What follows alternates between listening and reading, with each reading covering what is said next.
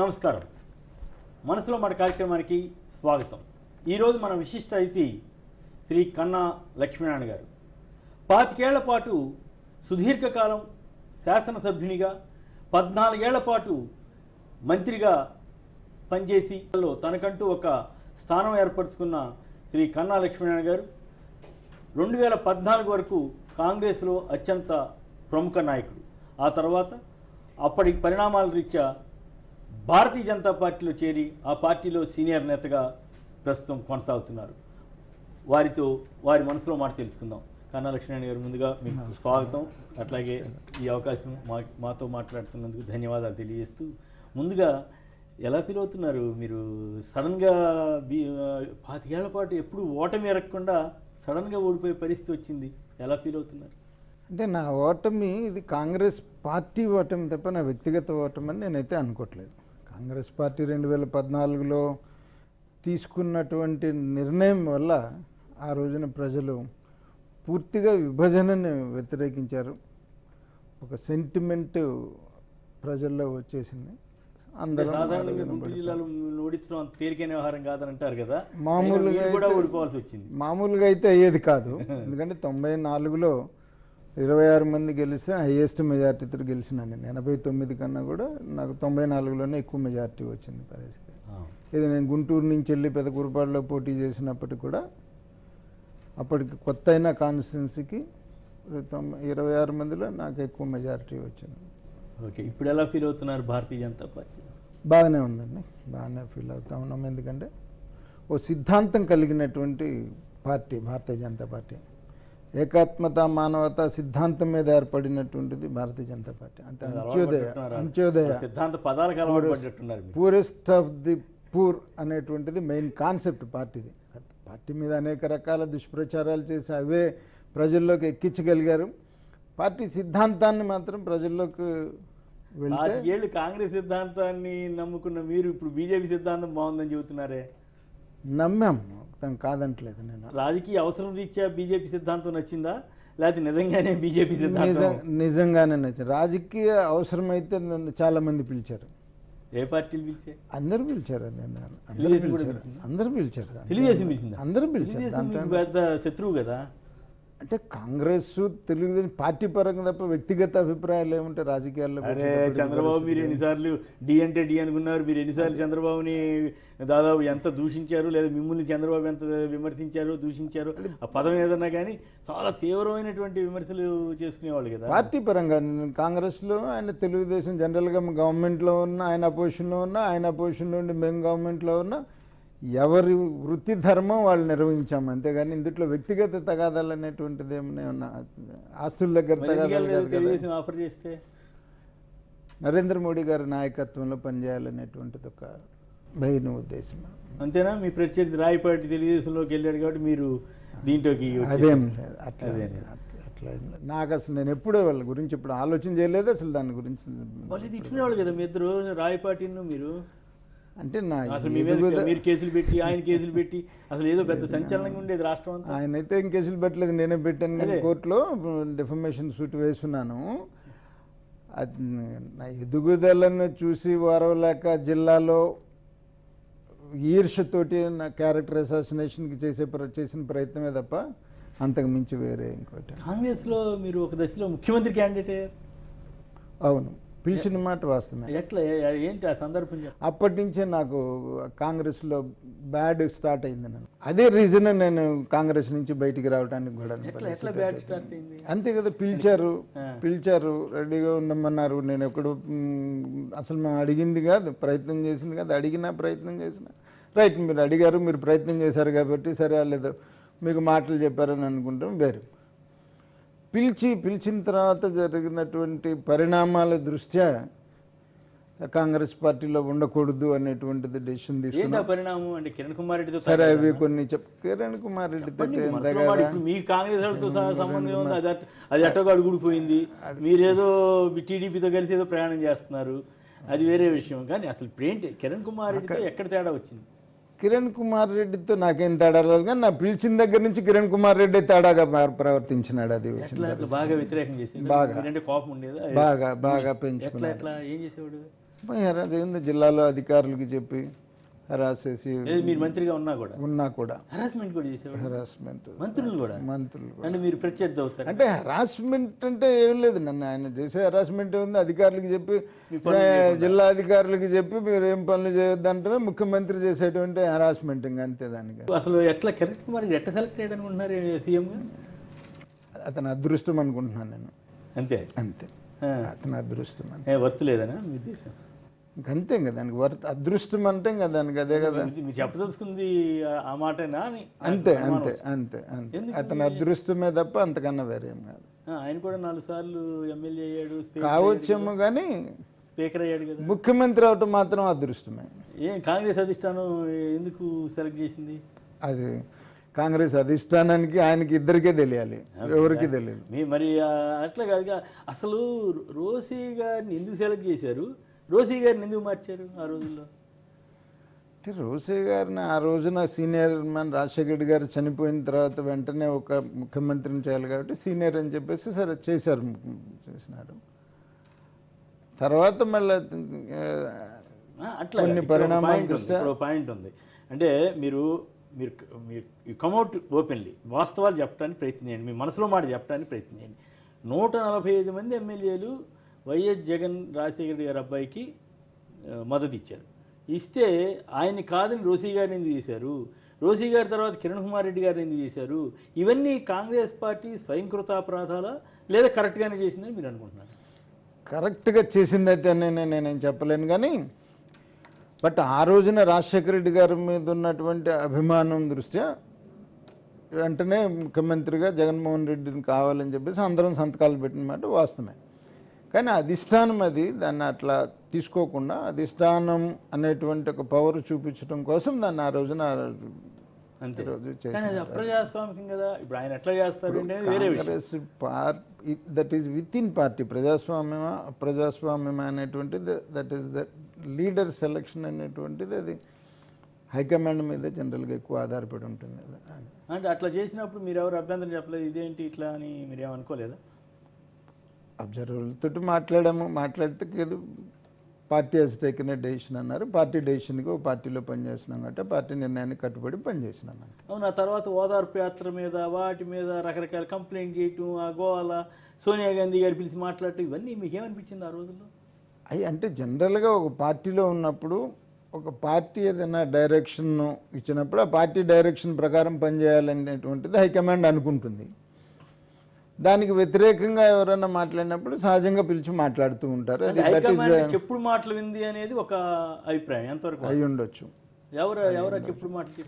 ఎవరన్నా కానీ వ్యతిరేకంగా ఉన్నటువంటి వాళ్ళు, లేకపోతే ఇట్లానే ఎవరైనా ఈర్ష్యపడేవాళ్ళు కొన్ని ఉంటారుగా కొంతమంది, దానికి సహజం. దానికి తర్వాత రోసీ గారిని మార్చి కిరణ్ కుమార్ రెడ్డి గారిని ఎందుకు సెలెక్ట్ చేశారు? చెప్పే కానీ పూర్తిగా అదృష్టం అని. అంతే. ఆ తర్వాత ఈ విభజన పరిణామాల నేపథ్యంలో కిరణ్ కుమార్ రెడ్డి గారు ఒప్పుకుని వచ్చాడా, ఒప్పుకోలేదా? అసలు ఏంటది ఆ గొడవ? చాలా మంది రకరకాలుగా చెప్తుంటారు. మొట్టమొదట తెలంగాణకి ప్యాకేజ్ ఇస్తామని చెప్పేసి తను ముఖ్యమంత్రి అయినప్పుడు పిలిచి అడిగినప్పుడు కొంత టైం కావాలని వచ్చాడనేది ఆ రోజు హైకమాండ్. అసెంబ్లీ సమావేశాలు అయిపోయిందా? నాకు కొంత టైం కావాలని అడిగాను. సమావేశాలు కాదు, ఇప్పుడే కొంత సెటిల్ అవుతున్నాం, టైం కావాలని చెప్పి వచ్చాడనేది తర్వాత తెలిసిన విషయం. అది ఎవరికి ఆయన వచ్చి క్యాబినెట్లో డిస్కస్ చేసింది కానీ డిస్కస్ చేసి చెప్పిన సందర్భం అయితే కాదు. ఇండివిజువల్గా అతనికి సంబంధించినటువంటి కొంతమంది వెళ్ళి మాకు కొంత టైం ఇవ్వమని చెప్పారు. మళ్ళీ టైం ఇవ్వమని చెప్పినటువంటి వాళ్ళు మళ్ళీ తిరిగి వచ్చి మాకు చెప్పలేదు, సరి చేసుకోలేకపోయారు తీసుకున్న టైంకి. మరి మమ్మల్ని బ్లేమ్ చేస్తారంటే అని అన్నారు. మేము వెళ్ళి సమైక్యాంధ్ర ఉండాలి అని చెప్పేసి అడిగినప్పుడు అప్పుడు తెలిసింది ఇప్పుడు అధిష్టానం ఈయనకి తెలంగాణకు ప్యాకేజ్ ఇస్తామని చెప్పేసి చెప్పారు అనేటువంటి మాట. మరి ఇప్పుడు అధిష్టానం జగన్ విషయంలో మా మాట వినలేదు అన్నారు. అసలు ముఖ్యమంత్రి అభ్యర్థి ముఖ్యమంత్రిగా ఉన్నాయనే పావమని అధిష్టానం మాట వినకుండా వాళ్ళు విభజన అంటే నేను సమైక్యం అని చెప్పి ఏకంగా అసెంబ్లీలో బలవంతంగా తీర్మానం పెట్టించి, క్యాబినెట్లో మీ అందరితో తీర్మానం పెట్టించి ఇవన్నీ చేశారు. మరి అప్పుడు అధిష్టానానికి ఏమి చీమ కుట్టినట్టు కూడా లేదా? అధిష్టానం ఒక స్టేజ్లో మార్చాలనుకునే నన్ను పిలిచినారు. మిమ్మల్ని పిలిచారు. తర్వాత మళ్ళా ఈ అప్పుడు చెప్పాక నాకు ఆ రోజు నుంచి నాకు బ్యాడ్ డేస్ బిగినాయి. కాంగ్రెస్ చూపించారు కదా పబ్లిక్ లో విలన్ లాగా అది కిరణ్ కుమార్ రెడ్డి ప్రొజెక్ట్ చేశాడు తన ఛానల్లో. ఇప్పుడు ఏమైపోతుంది, ఇప్పుడు మేము చూస్తూనే ఉన్నాం కదా మీడియా కూడా దానికన్నా. తన ఛానల్లో మమ్మల్ని ఒక విలన్ లాగా, మేమేదో విభజనకు ఒప్పుకొని వచ్చినట్లు, ఈయనేదో దానికి రాష్ట్రాన్ని ఆపుతానికి ప్రయత్నం చేస్తున్నట్లు, అసలు మొత్తం ఆయన వల్ల విభజన జరిగిందనేటువంటిది పక్కన పెట్టేసి ఎవరు తనకి పోటీ వస్తారని అంటే వాళ్ళందరినీ ప్రజల్లో విలన్లాగా చూపించడానికి ఒక ప్రయత్నం చేసినాడు. ఆయన వల్ల జరిగిందంటున్నారండి మరి. అంతే కదా మరి, ప్యాకేజ్ ఇస్తామన్నప్పుడు మరి డిస్కస్ చేసి అందరితో డిస్కస్ చేసి దాన్ని మాట్లాడి మంచి చెడో మాట్లాడుకొని చేయాల్సిన అవసరం ఉంది ఒక లీడర్గా. మరి ఆ విషయం దాచిపెట్టుకొని గోప్యంగా మరి అటు హైకమాండ్కి మళ్ళీ వెళ్ళి చెప్పకుండా, ఇటు క్యాబినెట్లో డిస్కస్ చేయకుండా, పార్టీలో డిస్కస్ చేయకుండా. మీరంతా పెద్ద పార్టీ విధేయులు కింద లెక్క కదా అధిష్టానం దృష్టిలో. మరి అధిష్టానం మాట మీరు కూడా వినలేదు కదా, కిరణ్ కుమార్ ట్రాప్ లో పడి మీరు కూడా సంతకాలు పెట్టారు కదా, మిమ్మల్ని మాత్రం ఎట్లా ఒప్పుకోవాలి? అంటే ఏం సంతకాలు పెట్టాము? క్యాబినెట్ లో సమైక్యం కట్టుబడి ఉన్నాము, రాష్ట్రం సమైక్యంగా ఉండాలని తీర్మానం చేశారు కదా. ఆ రోజున ప్రజల సెంటిమెంట్ అది. అదే చెప్పాము, అట్లా దెబ్బతింటామని చెప్పాము, దెబ్బతిన్నాము అందరం. ఆ మాట వినలేదు, హైకమాండ్ వినలా మా మాట. వినకపోతే పార్టీ దెబ్బతింది. అట్లా కాదు కదా, పార్టీ దెబ్బతింది, పార్టీ అందరం దెబ్బతిన్నాం. ఎవరైనా అధికారంలో ఉన్న వాళ్ళు రాష్ట్రపతి పాలన పెట్టుకుని ఎలక్షన్కి వెళ్తారా? వెళ్ళారు కదా. మీరు కిరణ్ కుమార్ రెడ్డితో రాజీనామా చేయించలేకపోయింది కదా, అధిష్టానం అది ఫెయిల్యూర్ కింద రాదా? అది ఫెయిల్యూరే. రాష్ట్రపతి పాలన పెట్టడం కరెక్ట్ కాదని చెప్పాం మేము కూడా. రైట్. ఇవన్నీ ఒక ఎత్తు అయితే, మీరు పార్టీ పెట్టుకున్నాడని చెప్పి జగన్ మీద కేసులు పెట్టారు కాంగ్రెస్ పార్టీ వాళ్ళు. అదే అప్పుడు కోర్టు డైరెక్షన్ మీద జరిగిన. శంకర్రావు గారితో ఎవరు ఉత్తరం రాయమని చెప్పింది ఎవరు, రాయించింది ఎవరు, ఆయనకి ఆ తర్వాత ఇచ్చిన జడ్జిమెంట్ ఆయన ఇచ్చిన ఆయనకి పదవి ఇచ్చింది ఎవరు? అంటే మీరు ఒకటి మర్చిపోతున్నారు, ఒక శంకర్రావే కాదు, రాజశేఖర రెడ్డి గారు. మీరు పాత తీసుకుంటే రాజశేఖర రెడ్డి గారు బతుకున్నప్పుడు కూడా, రాజశేఖర రెడ్డి గారు ముఖ్యమంత్రిగా ఉన్నప్పుడు కూడా ఇదే వి హనుమంతరావు వీళ్ళందరూ కూడా వెళ్ళి ప్రెసిడెంట్ ఆఫ్ ఇండియాకి వీళ్ళందరూ సేమ్ కంటెంట్స్ ఇచ్చున్నారు. అది కూడా తోడైంది. అంతేగాని సడన్గా శంకర్రావు ఉత్తరం రాయటం, శంకర్రావు ఉత్తరం కోర్టు డైరెక్షన్ అనేటువంటిది సడన్గా వచ్చింది అయితే కాదు. అట్లా కాదు కదా. ఇక్కడ పాయింట్ ఏంటంటే, ఇదే గులాం నబీ ఆజాద్ గారు ఏం చెప్పారు, ముఖ్యమంత్రి అయి ఉండేవాడు మా పార్టీలో ఉంటే అన్నాడా లేదా? మరి కేసులు ఎదుర్కోవాల్సి వస్తుందని చెప్పారా లేదా? ఆ జడ్జి గారికి స్టేట్ హ్యూమన్ రైట్స్ కమిషన్ పదవి ఇచ్చారా లేదా? ఇవన్నీ చూస్తూ ఉంటే సర్కమ్స్టెన్స్ ఎవిడెన్సెస్ ఏమనిపిస్తుంది? దాని మీద నేనైతే ఇప్పుడు ప్రస్తుతం కామెంట్ చేయలేను. కానీ మీ మీద కూడా కేసు వచ్చింది కదా. నా మీద కేసు పొన్నవోలు సుధాకర్ రెడ్డి పెట్టిన కేసు, నా మీద కేసు ఎవరు పెట్టింది కాదు. కాదు, అప్పుడు మీరు నాకేం తెలియజేసిన వాళ్ళు మీ మీద ఆరోపణ చేస్తుండేవాళ్ళు కదా. పొన్నవోలు సుధాకర్ రెడ్డి అనేటువంటి ఆయన పెట్టిన దానిలో ఎప్పుడో 2006లో రాజశేఖర రెడ్డి గారు ఇచ్చిన జీవోని మెన్షన్ చేస్తూ నా పేరు పెట్టినాడు అది. ఓకే, అంతే తప్ప నా మీద ఎవరు పెట్టినటువంటి కేసు కాదు. అప్పుడు మీరు ఈ కేసులకు సంబంధించి ఇప్పుడు కొందరు మీ సహమంత్రులు కూడా అరెస్ట్ అయ్యారు ఆ రోజున. ధర్మాన ప్రసాదరావు మీద కేసు వచ్చింది, సబితా ఇంద్రారెడ్డి మీద కేసు వచ్చింది. ఇవన్నీ కాంగ్రెస్ పార్టీ స్వయంకృత అపరాధమా లేక పద్ధతి ప్రకారం చేసిందని మీరు అనుకుంటున్నారా? కాంగ్రెస్ పార్టీ స్వయంకృత అపరాధం, దాంట్లో అయితే ఏం డౌట్ లేదు.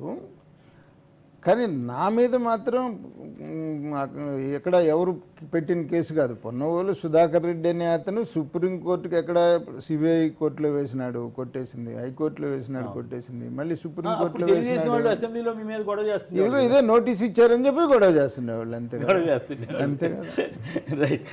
అయితే ఇక ఈ మొత్తం పరిణామ క్రమంలో మీరు జగన్ గారి గురించి మీరు ఏమనుకున్నారు? జగన్ గారు మీకు ఎప్పుడైనా ఫోన్ చేయటం, సెక్రటరీ రావటం ఇవన్నీ చేసేవారు? ఎప్పుడు లేదు. మరి కేసు ఆయన మీద కేసులు పెట్టడం మీకు కరెక్ట్ అనిపించిందా, తప్పు అనిపించింది? కేసు ఇది ప్రభుత్వం పెట్టిన కేసు కాదు కదా, కోర్టు డైరెక్షన్. గవర్నమెంట్ తన వాదన ఎంత చెప్పలేదు కదా హైకోర్టుకి. ఆ కేసు అదంతా సమిష్టి రెస్పాన్సిబిలిటీ అని కదా మన బొత్స ఇంటర్వ్యూలో చెప్పాడు. అవన్నీ మేము తీసుకున్న నిర్ణయాలు జగన్కి ఏం సంబంధం అని అన్నాడు. ఏది క్యాబినెట్ తీసుకున్న అది ఇప్పుడు కోర్టు ముందు ఉంది, అది కోర్టు తేల్చాల్సిన విషయం. అది ఇప్పుడు మనం మాట్లాడినా బొత్స మాట్లాడినా, నేను మాట్లాడినా, ఎవరు మాట్లాడినా కూడా. రమాకాంత్ రెడ్డి గారు అయితే డైరెక్ట్ గా నేను సిబిఐ ఎలక్షన్ ఆయన ఇంటర్వ్యూ చేశాను, ఆయన నన్ను ఎంక్వైరీ పిలిస్తే చెప్పాను, నువ్వు పలానా పిలుస్తున్నాడు, పిలవట్లేదు అన్నాడు. ఇంక నీదేం ఎంక్వైరీ అని అన్నాను, నీ ఎంక్వైరీ కేసు నిలిచేదా పెట్టేదా అని కూడా అన్నాను. ఆయనకి తెలిసి ఉండొచ్చు, ఎందుకంటే సిఎస్గా ఉన్నాడు కాబట్టి తెలిసి ఉండొచ్చు. ఇప్పుడు నేను మేము చెప్పమని మేము మా అనట్లేదు. నా పోర్ట్ఫోలియోకి ఉద్దేశం ఏంటంటే, మీరు అప్పుడు గవర్నమెంట్లో ఒక బాధ్యతాయుతమైనటువంటి పదవిలో ఉన్నారు కాబట్టి ఆ పరిణామాలన్నిటికీ మీరు కూడా సాక్షి వ్యవహారభూతం కాబట్టి అది ఉన్నారు. అసలు మా అందరికి సుప్రీంకోర్టు నోటీస్ వచ్చినప్పుడు నేను అడిగాను కిరణ్ కుమార్ రెడ్డి, ఆ, ఏమని మీరు అసలు చూసారా అసలు కేసుల విషయం కానీ, లేకపోతే అసలు ఎవరు కేసులు ఏంటి, పరిస్థితి ఏంటి, మరి 6 మంత్రుల మీద నీ క్యాబినెట్లో మరి ఇట్లా ఆరోపణలు వచ్చి ఉన్నాయి కదా, అసలు ఈ కేసుల గురించి మీరు ఎప్పుడన్నా స్టడీ చేశారా అని. ఏం చెప్పాడు? అప్పటిదాకా చూడలే అతను, ఆ, చూడలే. మరి ఏంటి? అప్పుడు తెప్పించుకున్నాడు, అడిగి డిపార్ట్మెంట్ పిఎస్ని పిలిచి అన్ని డిపార్ట్మెంట్ల నుంచి కేసులకు సంబంధించి నోట్లు తెప్పిమని చెప్పి. ఏమైన తర్వాత? సరే ఏదైనా కానీ అసలు చెప్తున్నాను అంటే ఇప్పుడు హైకోర్టుకి గవర్నమెంట్ వాదన వేయలేదు కదా ఇంతవరకు అసలు. అతను వేయలేదు. అది కన్నా లక్ష్మీనారాయణ గారి మనసులో మాట కార్యక్రమంలో ఇప్పుడు చిన్న విరామం. ఇప్పుడు టీడీపీ బీజేపీ సంబంధాలు ఏ రకంగా ఉంది? అంటే టీడీపీ బీజేపీ సంబంధాలు అయితే మాత్రం క్షేత్రస్థాయిలో అయితే బాగలేదు. బీజేపీ కార్యకర్తల్ని బాగా ఒక ప్రతిపక్షంలాగా చూస్తున్నారు తప్ప పొత్తులో ఉన్న పార్టీలాగా అయితే మాత్రం చూడట్లేదు. అధికారులు ఫోన్లు కూడా ఎత్తట్లేదుగా. ఎవరు? కన్నా లక్ష్మీనారాయణ గారు ఫోన్ చేస్తే అధికారులు ఫోన్ కూడా ఎత్తరు. చంద్రబాబు గారు చెప్తేనే అట్లా జరిగిందంటారు అనుకుంటున్నాను నేనైతే. ఏపీలో జరుగుతున్న ఫిరాయింపుల మీద బీజేపీ సంగతి పక్కన పెడితే కన్నా లక్ష్మీనారాయణ గారు అట్లా ఫీల్ అవుతున్నారు చెప్పరాదా? ఎప్పుడు కూడా మంచిది కాదు అది. టీడీపీ సంబంధాలు ఏ రకంగా ఉన్నాయి, ఎట్లా ఉన్నాయి? మీరు బీజేపీలోకి వచ్చిన తర్వాత ఎట్లా ఉంది? బీజేపీలోకి వచ్చిన తర్వాత నేను చెప్పా కదా, మోడీ గారి లీడర్షిప్ కింద పనిచేద్దామని బీజేపీలోకి వచ్చినాము. అట్లానే పనిచేస్తున్నాం. ఏ పదవి ఆశించి అయితే మాత్రం రాలే. నేను విభేదాలు ఈ రీత్యా కేసులు పెడతారేమో, ఏం వేధింపులు, ఏ సమస్య లేని పని చికాకులు పెడతారో అని కొంత తెలివిగా వెళ్ళారంటారేంటి? ఏమున్నాయి పెడతాను, ఏదో పెట్టచ్చు కదా. ఒక్కటి చెప్పండి ఎగ్జాంపుల్. గవర్నమెంట్ ఇప్పుడు మాత్రం పెట్టలేదండి. మేము తుని మీటింగ్కి వెళ్తే కేసు పెట్టారు. ఇది అందరితో పాటు పెట్టాడు మీకు కూడా. అంటే ఒక్కరిని విడదీస్తే బీజేపీ వాళ్ళని విడదీశారంటారు కదా, పెట్టలేదు, పెట్టారేమో. అది కాదండి, ఇప్పుడు పెట్టడానికైనా కూడా ఒక అర్థం ఉండాలి కదా. ఇప్పుడు మీటింగ్ జరిగింది, ఉదరగడ పద్మనాభం గారు ఏదో ఒక కాల్ ఇచ్చారు, అట్లా వెళ్ళిపోయారు. మేము అట్లా వెళ్ళిపోయారు. మేము దిగి రూమ్కి వచ్చేసాము. మా అందరి మీద పెట్టారని టీవీలో చూసాం. మరి అది తెలియదు, ఇంతవరకు అయితే తెలియదు. టీవీలో చూడటమే పరిస్థితి. కేసు మీకేం నోటీసులు రావటం అది లేదు, టీవీలో చూడటమే తప్ప మాకు. అసలు ఎట్లా ఉంది టీడీపీ బీజేపీ సంబంధం? అంటే ఒక అభిప్రాయం ఏంటంటే, మీరు తెలివిగా చంద్రబాబు లేదా మీ తెలుగుదేశంలోని మీ ప్రత్యర్థులు మీ వేధింపులు ఎక్కడైనా అవకాశం ఇవ్వకుండా తెలివిగా మిత్రపక్షంలో చేరిపోయారండి. నేను 10 సంవత్సరాలు ప్రతిపక్షంలో ఉన్నా అండి. కాంగ్రెస్లో ఉన్నప్పుడు 10 సంవత్సరాలు ప్రతిపక్షంలో ఉన్నాను. నేనేదో ఎప్పుడు అధికారంలో లేను. మరి అట్లా అనుకుంటే అప్పుడు పార్టీలు మారొచ్చు కదా. అట్లా కాదు, అప్పుడు పరిస్థితులు వేరు కదా. అప్పుడు వేరు కాదు, చెట్టు కాదు. అప్పుడంతే ఇప్పుడంతే. నేను 10 సంవత్సరాలు ప్రతిపక్షంలో ఉన్నా, 15 సంవత్సరాలు అధికారంలో ఉన్నా. పెడతానికి ఇప్పుడు కేసులు పెడతానికో వేధించడానికో ఏంటి ఒక ఎగ్జాంపుల్ చెప్పండి, దేని మీద పెడతారు అనేటువంటి పరిస్థితికి వచ్చేటప్పుడు. వేధింపడి ఇప్పుడు బొమ్మనారెడ్డి ఇష్యూ ఉంది, రౌడీ షీట్ పెట్టారు ఒక సందర్భంలో. మరి ఏం చెబుతారు? అదే ఆయనకి మంత్రి పదవి ఇవ్వాలనుకున్నారు, పాపం అనుకోకుండా ఏదో ఒక అవకాశం భూమా నాగిరెడ్డి ఇచ్చాడు కాబట్టి పెట్టారు, అంతే తప్ప. ఇప్పుడు టీడీపీ బీజేపీ సంబంధాలు ఏ రకంగా ఉన్నాయి? అంటే టీడీపీ బీజేపీ సంబంధాలు అయితే మాత్రం క్షేత్రస్థాయిలో అయితే బాగలేదు. బీజేపీ కార్యకర్తల్ని బాగా ఒక ప్రతిపక్షంలాగా చూస్తున్నారు తప్ప పొత్తులో ఉన్న పార్టీలాగా అయితే మాత్రం చూడట్లేదు. ఈ విషయం అన్నీ ఇప్పుడు ప్రతిదీ జన్మభూమి కమిటీ ద్వారా జరుగుతుంది. దాంట్లో మరి పొత్తు పార్టీ అని అంటాం కానీ క్షేత్రస్థాయిలో కార్యకర్తకి బీజేపీ కార్యకర్త ఎవరికన్నా ఒక పెన్షన్ ఇప్పించాలన్నా ఇప్పించలేని పరిస్థితిలో ఉన్నాడు, ఒక ఇల్లు కావాలన్నా ఇప్పించలేని పరిస్థితిలో ఉన్నాడు, ఒక స్థలం కావాలన్నా ఇప్పించలేని పరిస్థితిలో ఉన్నాడు. మండల స్థాయిలో బీజేపీ కార్యకర్త వెళ్తే అతనికి సరైనటువంటి గౌరవం. ఇవన్నీ కూడా మేము అధిష్టానం దృష్టికి తీసుకెళ్ళాము.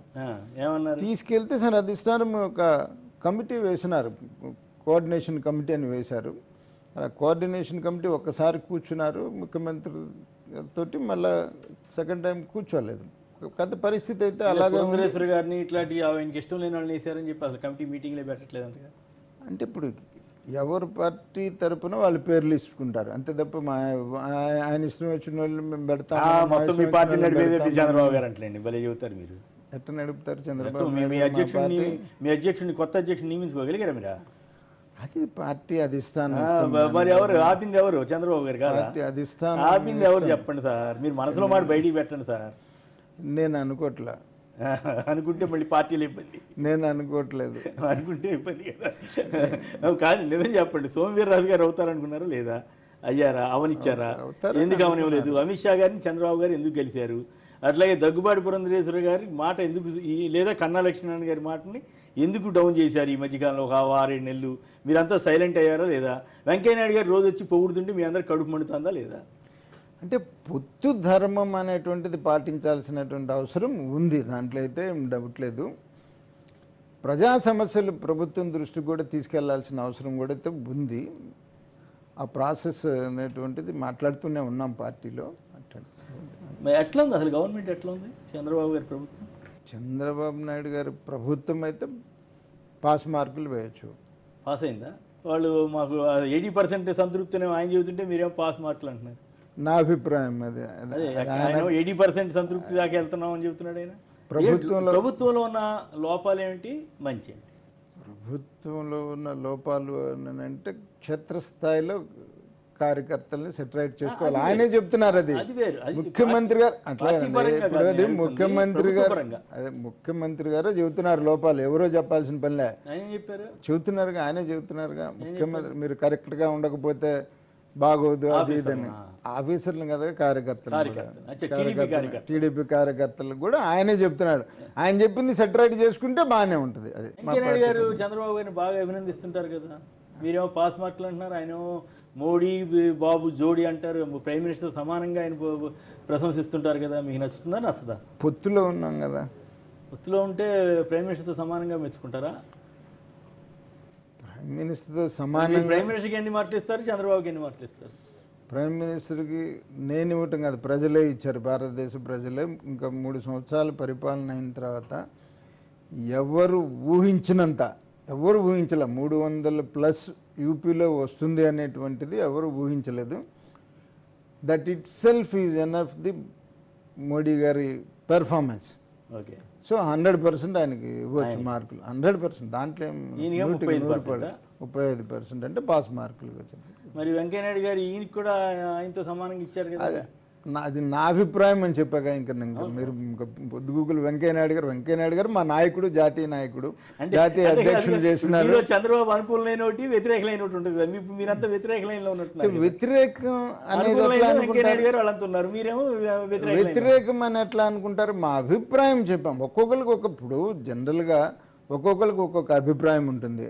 మా అభిప్రాయం అది, ఆయన అభిప్రాయం అది.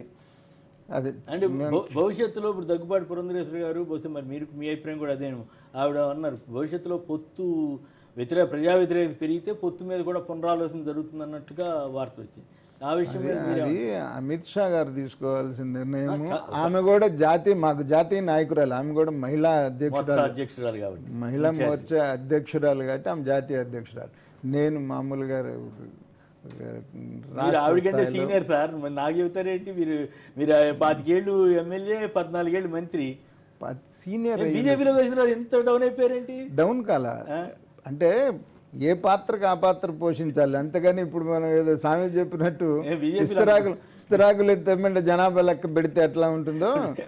ఇప్పుడు ఆమె జాతీయ అధ్యక్షురాలు, సీనియర్. నేను సీనియర్ అయ్యుండొచ్చాము, కానీ ఆమె జాతీయ అధ్యక్షురాలు. నేను రాష్ట్ర కోర్ కమిటీ సభ్యుడిని అంతవరకే. ఇప్పుడు నా పాత్ర అదే, ఇప్పుడు ఆమె పాత్ర అది జాతీయ పాత్ర, అంతే తప్ప ఇప్పుడు నేనేదో సీనియర్ అని చెప్పేసి ఆ పాత్రను నేను పోషించలేం కదా. మొత్తమే చంద్రబాబు గారు మిమ్మల్ని అందరూ బాగానే భయపెడుతున్నాడు. మేము ఎవరికి భయపడైతే ఎక్కడ పనిచేసేటువంటి అలవాటు మొదటి నుంచి లేదు. ఎవరిని కూడా భయపెట్టట్లేదు, అంత మటుకు కరెక్ట్. కాకపోతే పొత్తు ధర్మాన్ని పాటించి పని చేసుకుంటున్నాం. అంటే మీరు పాటిస్తున్నారా, చంద్రబాబు గారు కూడా పాటిస్తున్నాడా? మేమే పాటిస్తున్నాం. చంద్రబాబు పాటించట్లేదా? లేదు. ఎక్కడ తేడా వచ్చింది? ఎక్కడైనా అంతే. ఎక్కడ అంటే రాష్ట్ర స్థాయిలో ఎక్కడ తేడా వచ్చింది? తేడా ఏం లేదు, ట్రీట్మెంటే. ఎట్లా మాకు క్లారిటీగా చెప్పట్లా, మీరు ఎందుకో చెబుదాం వద్దా అన్నట్టు చెప్తున్నారు. చెప్పాను క్లారిటీ అంతే కదా. ట్రీట్మెంట్ అంటే ఇంకా క్లారిటీ అంటే కన్నా లక్ష్మీనారాయణ గారిని పిలిచి మాట్లాడకపోవటం అట్లా అంటే మమ్మల్ని పిలిచి మాట్లాడాలి మేము ఎక్స్పెక్ట్ చేయలేదు. ఇంకేం చేయాలి అంటే విధానాల్లో మీకు నచ్చని విధానాలు తీసుకున్నాడా, పోనీ ఫలాంది నచ్చని విధానమా అట్లా? అలా కాదుగా. ఇప్పుడు మా జిల్లా అధికారులు ఉన్నారు, కన్నా లక్ష్మీనారాయణ చెప్తే పని చేయొద్దని చెప్తారు, ఇంకా అంతే ట్రీట్మెంట్, అదే పరిస్థితి కదా. అంతే కదా. ఇప్పుడు చెప్పకపోతే అధికారులు ఫోన్లు కూడా ఎత్తట్లేదుగా. ఎవరు కన్నా లక్ష్మీనారాయణ గారు ఫోన్ చేస్తే అధికారులు ఫోన్ కూడా ఎత్తరు. చంద్రబాబు గారు చెప్తేనే అట్లా జరిగిందంటారు అనుకుంటున్నాను నేనైతే. నిజమా? అనుకుంటున్నాం. మరి బీజేపీ భవిష్యత్తు ఎలా ఉందనుకుంటున్నారు? బీజేపీ భవిష్యత్తు మొన్న జరిగినటువంటి ఎన్నికలే. అది ఎక్కడో యూపీలో ఎక్కడైనా అదే పరిస్థితి.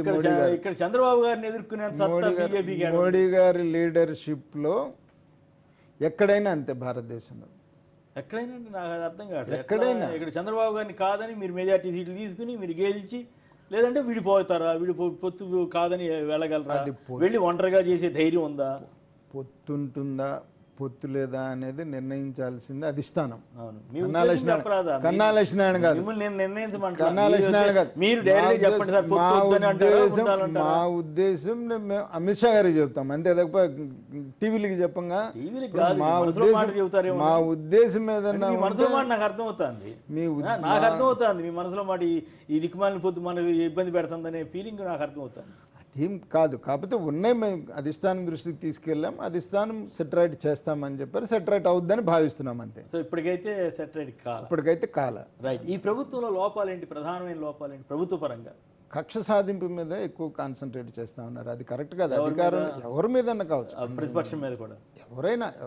ఇప్పుడు మనం ప్రభుత్వంలో ఉన్నప్పుడు అనేక మంది కొన్ని సమస్యలను రైజ్ చేస్తుంటారు.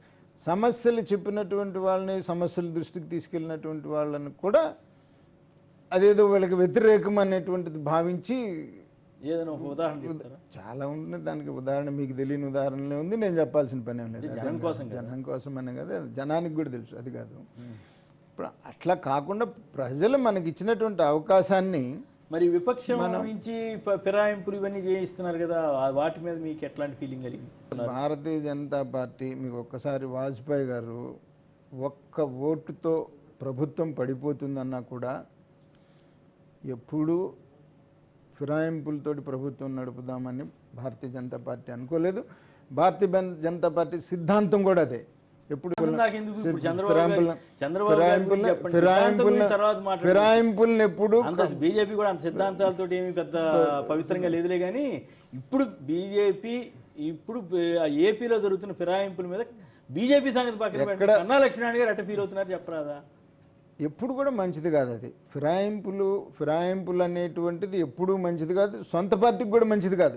ఇప్పుడు ఏదో మనకి రాజీనామా చేసి వెళ్తాం అనేది పద్ధతి.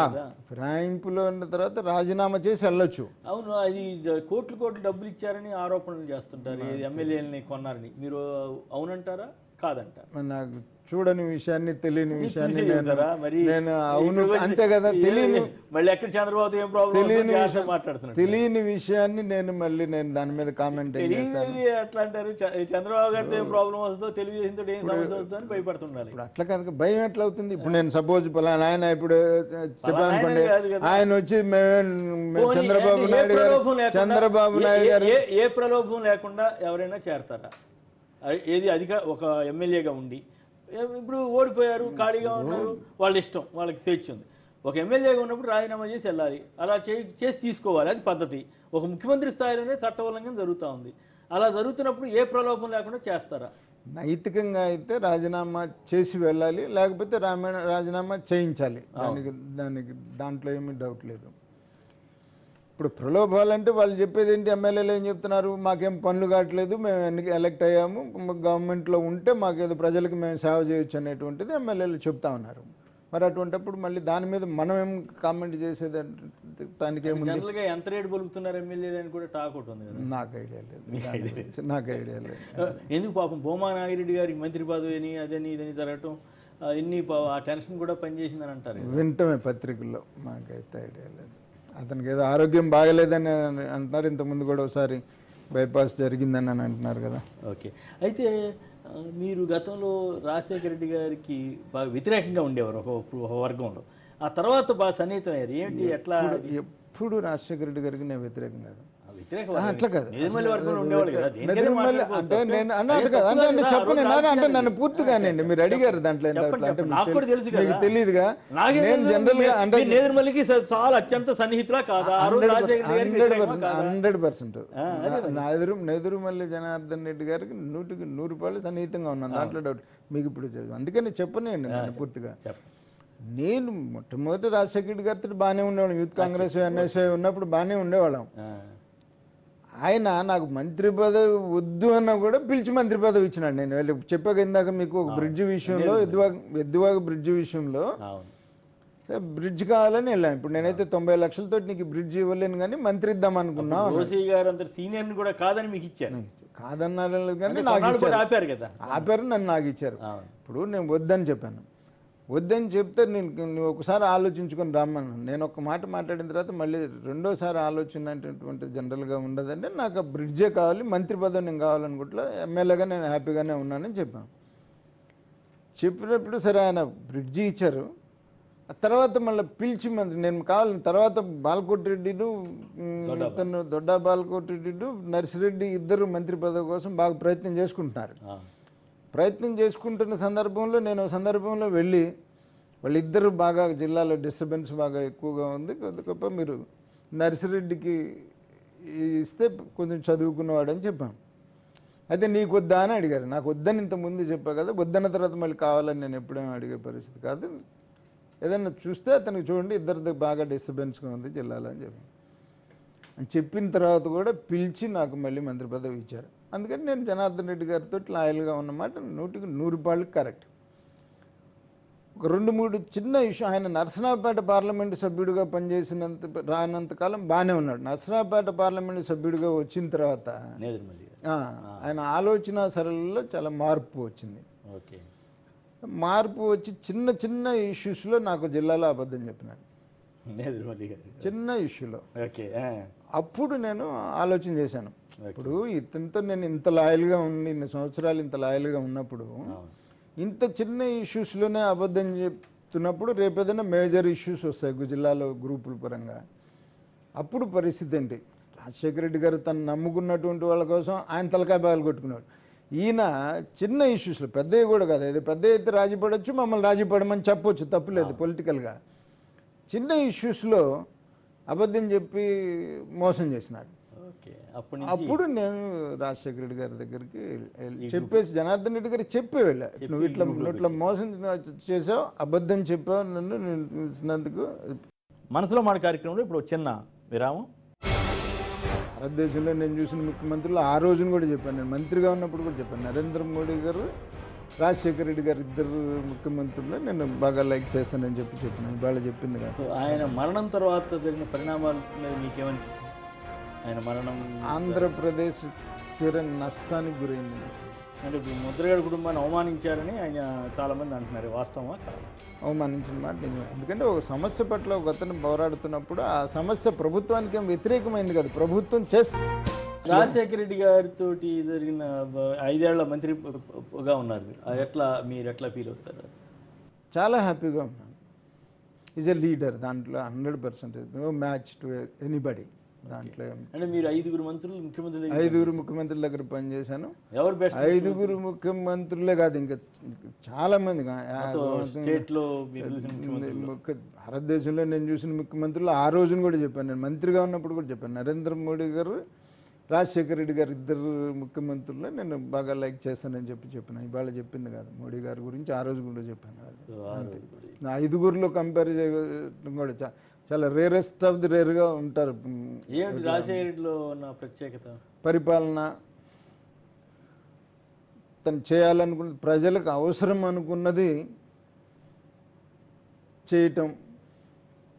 ఇప్పుడు ప్రజలు మనకి ఇచ్చినటువంటి అవకాశానికి అది ఒక్కొక్కసారి చట్టానికి వ్యతిరేకం కావచ్చు, రూల్కి వ్యతిరేకం కావచ్చు, జీవోకి వ్యతిరేకం కావచ్చు, కానీ ప్రజలకు అవసరం.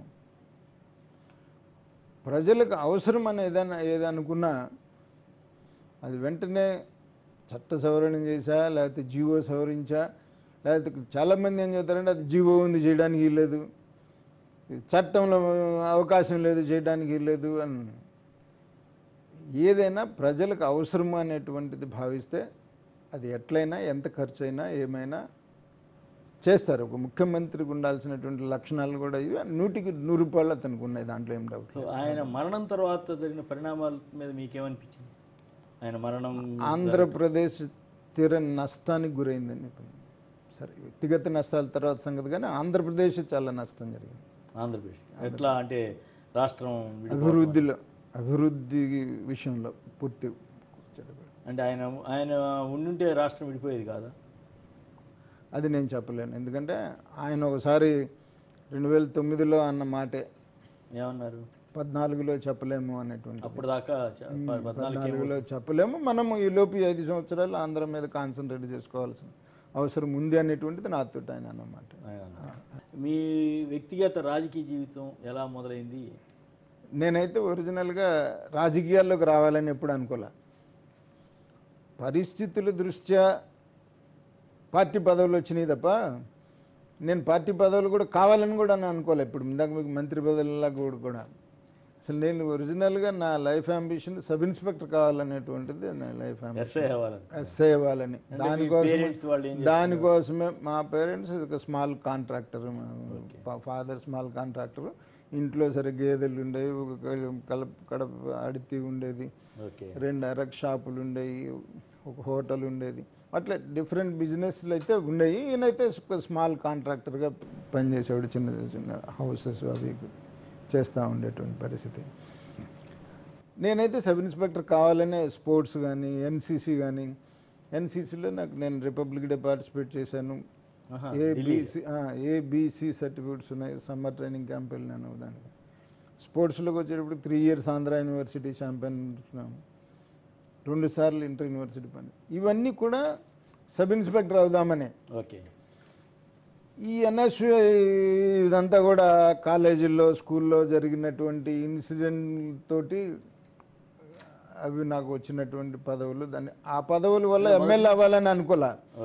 ఎమ్మెల్యే జనరల్గా మళ్ళీ 1879లో నేను సబ్ ఇన్స్పెక్టర్ రిటర్న్ ఎగ్జామినేషన్లో నేను పాస్ అవ్వలేకపోయాను. న్యూ ఇండియా అష్యూరెన్స్లో ఉద్యోగం వచ్చింది. తర్వాత ఉద్యోగం రిజైన్ చేసి ఇండస్ట్రియల్ లైన్కి వెళ్ళిపోయినాను. మళ్ళీ యూత్ కాంగ్రెస్లోకి ఎంటర్ అయినాము. తర్వాత మీరు అప్పట్లో ఒక పత్రికలో వచ్చింది, మీరు ఎవరో దొంగని ఇంట్లో పెట్టుకున్నాడని, అది పెద్ద వివాదం అయింది కదా, పేపర్లో రాశారు. అది రాయించారు. ఎవరు రాయించారు? చంద్రబాబు నాయుడు గారు రాయించారు. ఏమని? అది కంచెల రామారావు అనే అతన్ని మెంట్లో అరెస్ట్ చేసినారు అనేటువంటి రాయించారు. తెల్లారి పొద్దున్నే భాస్కర్ అసెంబ్లీ జరుగుతూ ఉంది. అసెంబ్లీ పొద్దున్నే సీఎం భాస్కర్ రెడ్డి గారు వెళ్ళాను ఆయన దగ్గరికి. దీనికోసం వచ్చావా అన్నాడు. అవునన్నాను. నేను రిపోర్ట్ తెప్పించుకున్నాను, అంత ఫాల్స్, ఇది రాయించారు, అసెంబ్లీలో వస్తుంది ఈ రోజున. రోసయ్య గారికి నువ్వు సమరసింహారెడ్డికి చెప్పాను, నువ్వు జూనియర్ కదా, వాళ్ళిద్దరు చూసుకుంటారన్న. అట్లాగా సార్, మీకు వాస్తవం తెలిస్తే నేనే మాట్లాడతాను, నాకెవరు సపోర్ట్ అవసరం లేదు, నేనే మాట్లాడగలను అని చెప్పాను. నేనే మాట్లాడుకున్నాను. నేనే మాట్లాడు. మీ ఇంట్లో ఎట్లా సాధ్యం అండి? అసలు మా ఇంట్లో అతను అరెస్ట్ చేసిందేమో గౌరీశంకర్ హోటల్కి ఎదురుగండి. మరి చంద్రబాబు గారు రాయించారంటారా? 100% రాయించారు. 100% వాస్తవం. నేను మళ్ళీ 94లో తెలుగుదేశం పార్టీ అధికారంలోకి వచ్చిన తర్వాత వెళ్ళి పోడియం దగ్గర కూర్చున్నా నేను. ఇప్పుడు మీరు ఆ రోజున ప్రతిపక్షంలో ఉండి నేను మంత్రిగా ఉన్నప్పుడు ఇట్లా రాయించారు, అసెంబ్లీలో రైజ్ చేశారు. ఇవాళ మీరు అధికారంలో ఉన్నారు, ఏం జరిగిందో వాస్తవం చెప్పాలి ప్రజలకి అని చెప్పేసి నేను పోడియం దగ్గర కూర్చున్నాను. నన్ను సస్పెండ్ చేసి బయటికి పంపించారు ఆ రోజున. మీ కుటుంబం, మీ భార్య, మీ పిల్లలు, వాళ్ళ గురించి చెప్పండి. భార్య, 2 మగపిల్లలు. వాళ్ళ పనులు, వాళ్ళ వ్యాపారాలు వాళ్ళు చేసుకుంటారు. మేయర్ చేశారు కదా. అవును, ఒకరిని ఆ రోజున కూడా అదే చేయాలని మాత్రం అనుకోలే. మీడియా దెబ్బకే చేయాల్సి వచ్చింది పరిస్థితి. అంతే, అది కూడా అంతే. ఇప్పుడు అంటే కొంతమంది ఒక ప్రచారం చేస్తుంటారు మీ అబ్బాయి ఒత్తిడి కోసం మీరు చేయాల్సి వచ్చిన అసలు తర్వాత అతనికి తెలియదు అతని కూడా వల్ల తెలియదు. మీకు నష్టం జరిగిందని కొందరు అంటారండి ఎంతవరకు వాస్తవం? అతన్ని డిస్టర్బెన్స్ వ్యాపారాన్ని పూర్తిగా డిస్టర్బ్ చేసి తీసుకొచ్చినట్లే నేను అసలు ఐడియా కూడా లేదు. నేను మా డివిజన్కి కార్పొరేటర్ని సెలెక్ట్ చేయడం కోసం పెద్ద మనుషులు పిలిపించాను ఆ రోజున. ఓకే. పిలిపించినప్పుడు ఒక 6 కాంపిటీషన్గా ఉన్నారు. నేను పోటీ చేయాలంటే నేను పోటీ చేయాలని చెప్పేసి ఎవరికి చెప్పినా ఒప్పుకోట్లా. ఈలోపు ఒక పెద్ద మనిషి వచ్చి అన్నాడు, వీళ్ళెవ్వరు కూడా ఒప్పుకునే పరిస్థితి కనపడతలేదండి, మీ అబ్బాయిని తీసుకొచ్చి పెడితే వీళ్ళందరికీ బాగుంటుందండి. నిజమేనా? ఇప్పుడు మా అబ్బాయిని తీసుకొచ్చి పెడితే ఇప్పుడు 6 కలిసి వీళ్ళు వ్యతిరేకం చేస్తే నేను ఎక్కడో బయట తిరుగుతుంటాను పరిస్థితి, వీళ్ళు చేస్తే పరిస్థితి ఎంత లేదండి. అయితే నువ్వు 6 మాట్లాడి వచ్చి చెప్పు అని చెప్పు. కాదు అప్పట్లో డి శ్రీనివాస్ గారి అబ్బాయి నిజామాబాద్కి, ఇక్కడ మీ కన్నా గారి అసలు అబ్బాయి నాకు అసలు ఐడియానే లేదు చెప్తున్నా కదా అసలు ఎట్లా అయిందనే చెప్తాను. అప్పట్లో అతను రియల్ ఎస్టేట్ వ్యాపారం చేసుకుంటున్నాడు హైదరాబాద్లో. రియల్ ఎస్టేట్ వ్యాపారం చేసుకుంటున్నాడు, దగ్గర దగ్గర 4 వెంచర్లు పూర్తి చేసుకున్నాడు, వ్యాపారంలో సెటిల్ అయినాడు. సెటిల్ అయినటువంటి వాడిని ఇప్పుడు ఈ నెల ఆ పెద్ద మనుషులు వెళ్ళి ఆ 6 కూర్చోబెడితే 6 కలిసి కూడా ఏంటంటే వాళ్ళల్లో రాకుండా అతనికి వస్తుంది అని చెప్పేసి 6లో ఒకరికి వస్తే ఒకళ్ళు పోటీ పడేవాళ్ళు. 6 కూడా మేము ఒప్పుకుంటాము వాళ్ళ అబ్బాయిని పెట్టేటైతే అన్నారు. అప్పటికప్పుడు నైట్ ఫోన్ చేసి పిలిపించి లాస్ట్ డే నామినేషన్ వేయించాల్సి వచ్చింది. నామినేషన్ వేసిన కాడి నుంచి ఇక పత్రికలు రాయటం మొదలుపెట్టినాయి. కన్నా లక్ష్మీనారాయణ గారి అబ్బాయి, శ్రీనివాస్ గారి అబ్బాయి, 2 మేయర్లో పోటీ అని చెప్పేసి. అప్పటికి అసలు ఆలోచన కూడా లేదు. ఓకే. ఇప్పుడు ఏం చేస్తున్నాను మరి? ఆ మేయర్ చేసిన రియల్ ఎస్టేట్ వ్యాపారం, రాజకీయాల్లో యాక్టివ్గా లేదు అంతవరకు. రాజశేఖర రెడ్డి గారి టైంలో ఒక సంఘటన జరిగింది, బాలకృష్ణ గారి ఇంట్లో కాల్పులు జరిగినాయి కదా, అది అప్పుడు ఏంటి ఆ ఇన్సిడెంట్లో రక్షించారంటారు, ఎట్లా అది? ఇన్సిడెంట్లోకి అయితే నేను పూర్తిగా మనం పోలేదు, కానీ ఆ రోజున మరి ముఖ్యమంత్రి గారు మరి కావాలనుకుంటే కేసు పెట్టేవాళ్ళు కదా, కేసు పెట్టలేదంటే సహజంగా ముఖ్యమంత్రి గారు సహకరించినట్లేగా. ఓకే. అంటే అప్పుడు ఎన్టీ రామారావు గారి అబ్బాయి అని చెప్పి సహకరించారా? వాట్ ఎవర్ ఇట్ ఈస్, ఆ ఎథిక్స్ అప్పుడు ఉండేవి అంటున్నా. ఎట్లా? ఏదైనా కానీ. ఓకే. అంటే అప్పుడు రాజశేఖర్ గారు వాళ్ళకి ఎన్టీఆర్ కుటుంబానికి హెల్ప్ చేశారా? మరి అంతేగా. ఓకే. కానీ ఆ తర్వాత కాలంలో మరి అది అటువైపు తెలుగుదేశం వైపు నుంచి ఆ పరిస్థితి ఉందా కాంగ్రెస్ వాళ్ళకి కానీ? అది మనుషుల్ని బట్టి ఉంటుంది.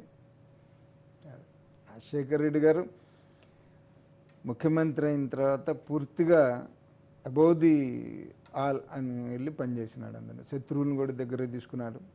మిగతా పార్టీల వాళ్ళకి కూడా హెల్ప్ చేశారు అందరికీ. ఓకే. పార్టీ అని కులం అని ఎప్పుడు చూసుకోలే, పార్టీలు కులాలు ఎప్పుడు చూసుకోలే. తన దగ్గరకు వచ్చినటువంటి వాళ్ళకి ఎవరికైనా సాధ్యమైనంత వరకు హెల్ప్. ఇప్పుడు ఎట్లా చేయడానికి? ఇప్పుడు ఎట్లా ఆ సిస్టమ్ పొత్తులో ఉన్న మాకే లేదంటే ఎట్లా ఉందంటే మీరు ఎట్లా అంటారు? రకరకాల వ్యాఖ్యానాలు వస్తుంటాయి కదా. అది వ్యాఖ్యానాలే కదా, మాకు అనేది కాదు.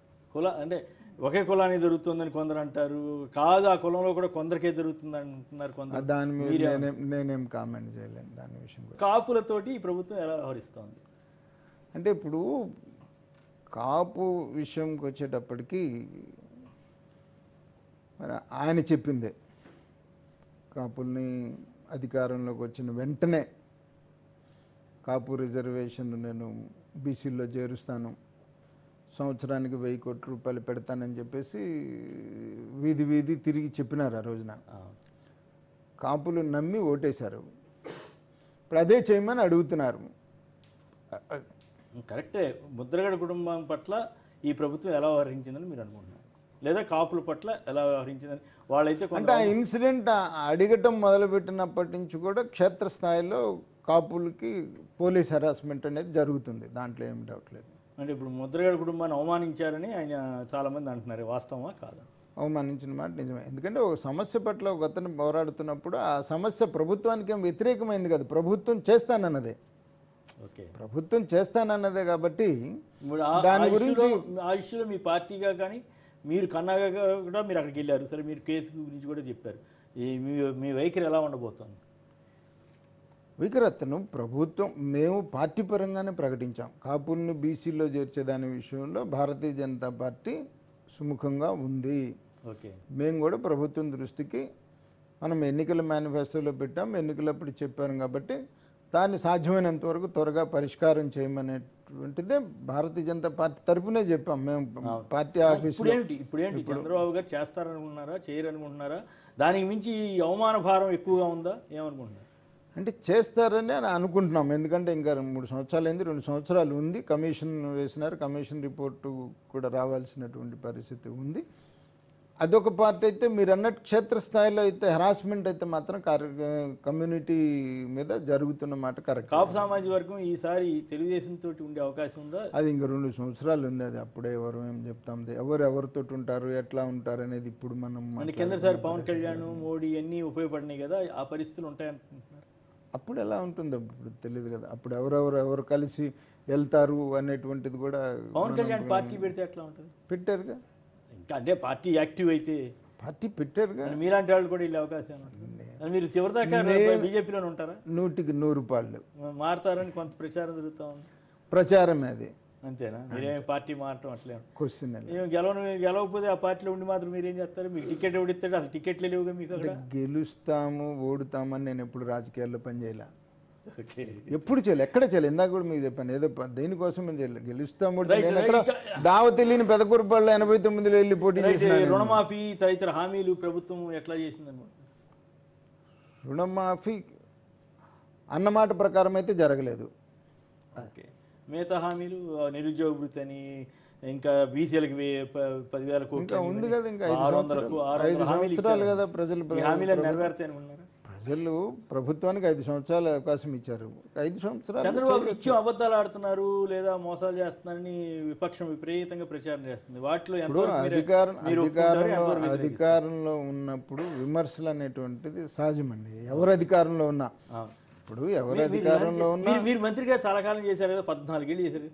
నేను అబద్ధాలకు వ్యతిరేకినండి మొదటి నుంచి, చిన్నప్పటి నుంచి. మరి ఇప్పుడు గవర్నమెంట్ ఎట్లా ఉంది? మరి అబద్ధాలు చెబుతుందా, నిజాలు చెబుతా? నేను అసలు గవర్నమెంట్ జోలే పోవట్లేదు, మా పని మేము చూసుకుంటున్నాం, మా పార్టీ పని మేము చూసుకుంటున్నాం. నాలో ఎప్పుడు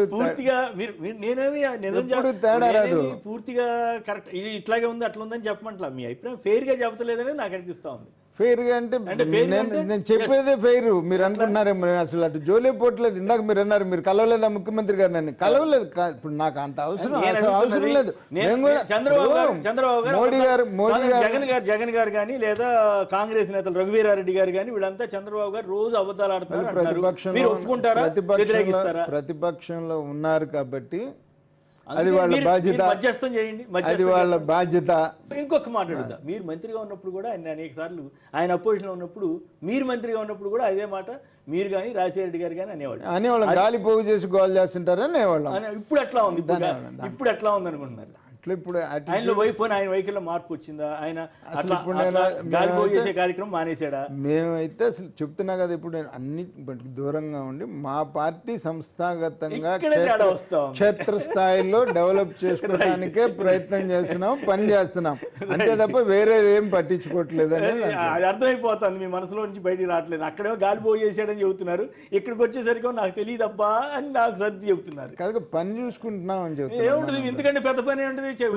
మాకు చాలా పెద్ద పని ఉంది. ప్రభుత్వంలో ఉన్న వాళ్ళు నిజాలు చెబుతున్నారు, మాకు చాలా పెద్ద నిజాలు చెబుతున్నారు, అబద్ధాలు చెబుతున్నారా అని చూడనంత పెద్ద అమాయకంగా ఉన్నారా మీరు? ఇంత 30-40 ఏళ్ళు అమాయకంగా అయితే ఏం లేదు. మరి ఏంటి వాస్తవం ఏంటి?